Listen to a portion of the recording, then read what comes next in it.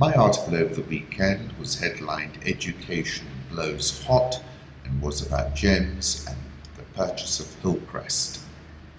The education sector has been blowing hot for a while now. The latest announcement was around the acquisition of Hillcrest School. Business Daily reported a transaction value of 2.6 billion shillings, but my information confirms it was considerably shy of that reported figure.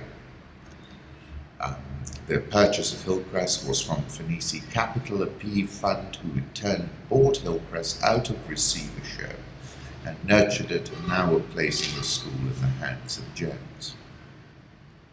GEMS is one of the largest and oldest education providers in the world, and they are the ones in the process of investing in Hillcrest Investments Limited, the holding company that operates Hillcrest International School. The transaction is subject to approval from the Competition Authority of Kenya.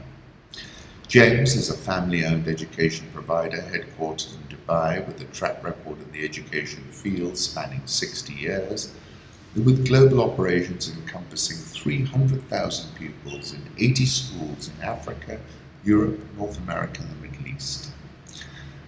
Through the organization's philanthropic arm, the Vaki Foundation, GEMS also works to improve standards of education, raise the status and capacity of teachers throughout the world. The Vaki Foundation awards the Global Teacher Prize, a $1 million award presented annually to an exceptional teacher who has made an outstanding contribution. Therefore, indeed, it is an optimal pedagogical outcome for Hillcrest, its teachers, parents, and its students. Having known Hillcrest since my days at Kenton, it is indeed a good result to see the school find a stable and expert platform. GEMS has 60 years of experience and can create a powerful network effect, which surely will positively affect Hillcrest. In the field of education, standalone institutions are inherently at a disadvantage versus specialist school networks, where you have bench strength, you have opportunities of deep collaboration. What works in one jurisdiction can be rapidly rolled out in others. The education sector has been blowing hot for a while. Of course, big macro trends have been driving interest. Firstly, the demographic dividend. Africa is the youngest continent, curiously, with the oldest leaders, average age 66. In Kenya, the net population add is above 1 million a year. This represents the pipeline of students. It has been proven that there is no demographic dividend without education. Charlie Robertson, the global chief economist at Renaissance Capital, has pronounced that in trying to answer the question, where will the jobs come from in demographically booming Africa, last week we uncovered a 54-year-old theory to test which has relevance for India, Egypt, and many frontier markets.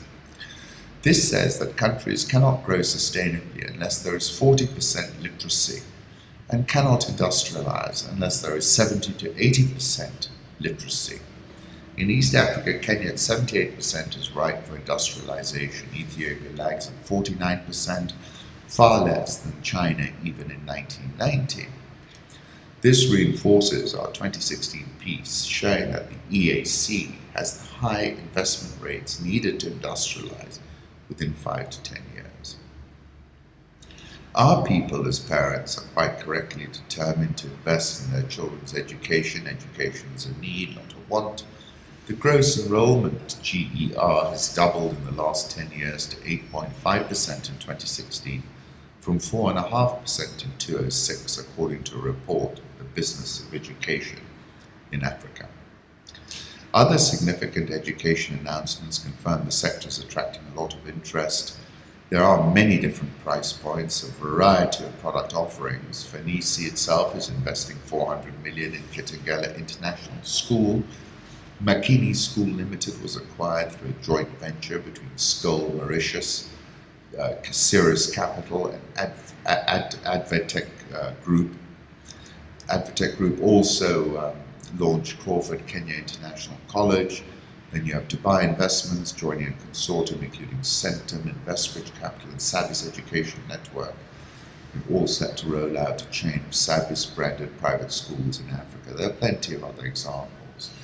The new schools are popping up like Nova Pioneer, And we must not forget strong indigenous brands like Braver, Starehe, Peponi, Vischer, Oshwell and others, too many to mention. The arrival of GEMS at Hillcrest is a big net add for the school and for the education sector as a whole in Kenya. Competition and investment is now required to equip our children who remain the most valuable equity in Kenya Inc. After all, it's not about what can be dug out of the ground, it's about optimizing the folks who walk upon it for the new 21st century. A new 21st century which is so fluid and so fast moving, and simply nothing like what has gone on before. And with that, I take my leave.